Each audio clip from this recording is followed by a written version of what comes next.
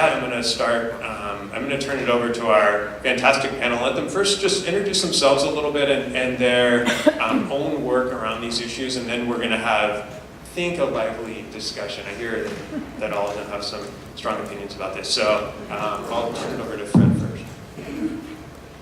So my name is Fred Buzo. I am an Associate State Director for AARP in San Jose. As you know, AARP is a nationwide organization, but we've only been in San Jose for about a year and a half. And so, as you know, AARP advocates on behalf of older adults, and we consider an older adult to be someone who's 50 and over. So when folks refer to seniors, that has a different connotation than when we refer to folks who are older adults. And so, you know, at the national level, we advocate on behalf of folks, their interests who are 50 and over. At the state level, we do the same thing in Sacramento. And more recently, AARP has decided to go nationwide. And so they've opened up offices all over the country. And just a year and a half ago, they opened an office here. They closed their office in San Francisco in favor of moving to San Jose. So I was sold right there when I heard that. And I thought, boy, that's showing a commitment to San Jose. So now, once we were in San Jose, what do? Well, the national office, all they ever heard about was how expensive everything was here. And so they approached myself and Sophie Horiuchi Forrester, who I work with, who is the former executive director of UI Kai in Japantown, who actually lives in Campbell, and approached us about what can we do in San Jose to affect change. And but they also wanted to tackle the housing issue, and so we thought, well, why don't we go to the city and ask? Why don't we, rather than doing something sort of outside of the city or outside of other public entities that will actually make decisions, why don't we go to the city and why don't we approach them about what we can do? And so we went to the planning department and met with Michael Brio and some other folks who you will hear from later, and we asked whether or not there was an urban village plan that we could work with them on, that we could assist them with, whether it's with community outreach, community engagement, and with the planning process. And Michael's team and Michael suggested the Berryessa Bart Urban Village.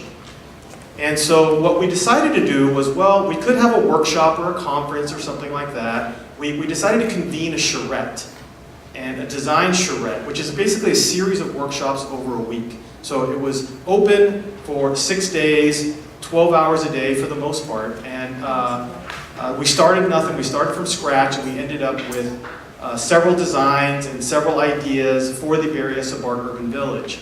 That was one site. The other site we tackled was North 13th Street. And for those of you who are familiar with North 13th Street in San Jose, it's an underutilized business corridor, unlike many underutilized business corridors in San Jose. And so we tackled that because Mayor Liccardo had identified North 13th Street and business corridors like North 13th Street as areas that could be reimagined and areas where mixed-use residential could be allowed. And so the fact that the mayor was willing to say that on record and in a memo really opened the door for us to tackle that site. Because in the end, it can't just be about large developments.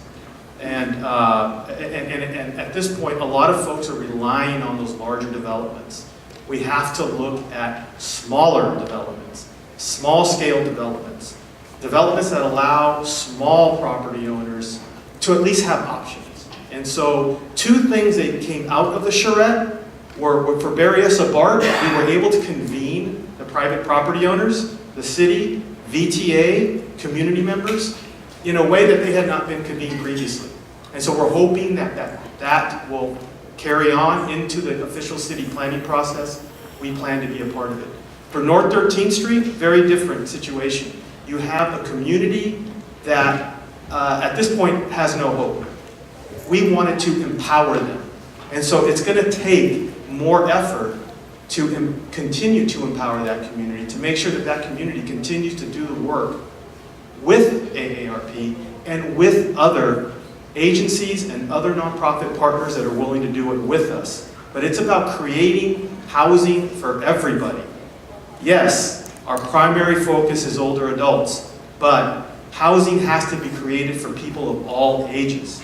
Whether you're a child who's 8 years old or an older adult who's 80 years old, that's what we need to do. And it can't just be, the large development, as I said, it has to be the small developments as well. And so hopefully, as we move forward, we can engage in a discussion. I look forward to hearing your questions. Thank you.